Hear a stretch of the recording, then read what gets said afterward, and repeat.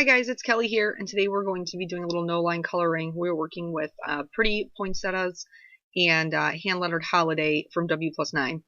Yesterday afternoon I did a impromptu periscope on no-line coloring. So this is how I had stamped out what I wanted them to be, and then this is what I stamped out previously, and this is what we're going to be working on today.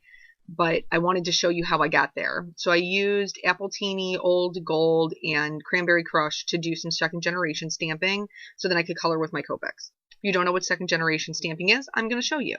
So you ink up your stamp and you stamp it one time. This is the first generation. Stamp it again without re-inking. That's your second generation. That's what I've done with the card panel on the left, and that's what I'm going to color on top of.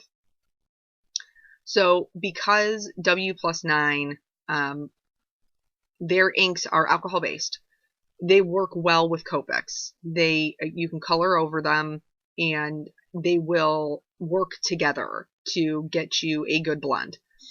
So here I'm just picking my lightest color, which is R32, and it is not much darker than the second generation stamping I have going on, but that's okay because it is slightly darker, and that's all that I need.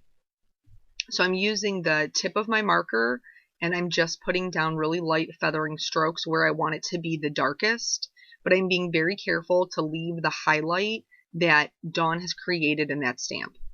And the reason that I need that highlight is because if you get rid of it, if you color over it with a darker color, it's going to make your flower look like it's just one big blob. Like the petals will not be separated from one another. So I'm doing the same thing with my next darkest color. I'm using very light pressure, just the tip of the marker, and doing some flicking motions. Now normally your center is going to be your darkest point, but I have to compensate for the fact that this smaller flower is laying underneath the larger flower. So anywhere that larger flower is on top is also naturally going to be darker. Here this is my third color, which I believe is R29, and I'm doing the same thing. Now you'll notice I'm not going out any farther than I did the first time I laid down my lightest color, because I'm using that for me as a guide because I tend to get very dark.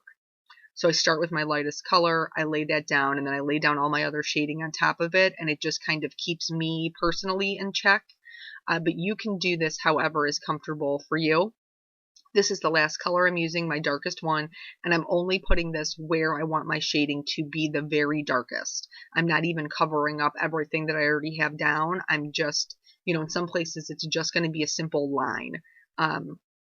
Because I want the contrast of the dark color, but I don't want the whole flower to be exceptionally dark. So then once I have that darkest color down, I'm going to move in reverse. I'm going to move from the darkest to back out to the lightest. And this time I am going to go out a little further than my shading. So each time, each color that I'm adding, I'm going out just a little further toward the tip.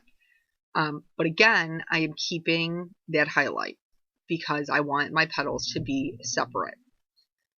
So once this part goes by really pretty quick because I don't have to pay too much attention to what I'm doing. I'm just, covering up basically what's already there using those same flicking motions. And then for my lightest color, I'm going to go in from the edges and bring that down into, and even here, this, like if you use the lightest color and you want to blend out that highlight because you don't like the white, you can, and it's not going to look weird because there's no other color. It is your lightest color and it would look like a natural highlight. So basically that is the petal portion of it. Now you'll notice that I don't have a center in there. I'm going to do that right after I do the leaves.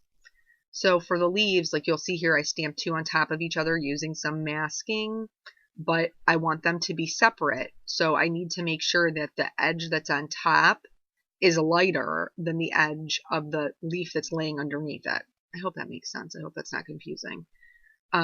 So I'm just going out from behind the flower with my shading. I'm taking the darkest part a little farther down the middle.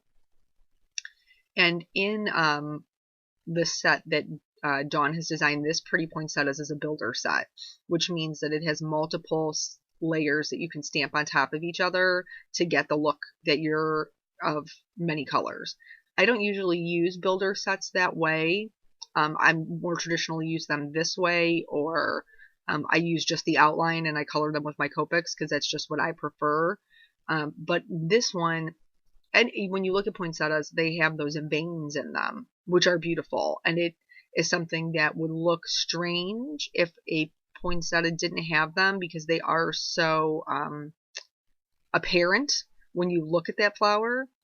So I'm going to second generation stamp my middle, but then I'm going to use those detail stamps with the veins to stamp onto my flowers, because I think that I guess I wasn't comfortable recreating them, though you could totally recreate them with your Copics. I wasn't comfortable recreating them with my Copics, so I just figured I would stamp them full strength onto my flower and get that same look. So for the centers, I'm just using a couple of more golden colors and dotting those on there. So here's that detail layer I was telling you about. I'm lining it up. And then I'm going to go ahead and mask off the other areas because that flower lays underneath. I don't want the veins to get stamped onto the flower that's on top. And then I'm using the full strength of the ink to stamp directly on top of it. And once I'm done, I'll zoom in so you can see. And then I'm going to mask that off. And then I'm going to do the same thing with the leaves. She has a detail layer for the leaves for their veins.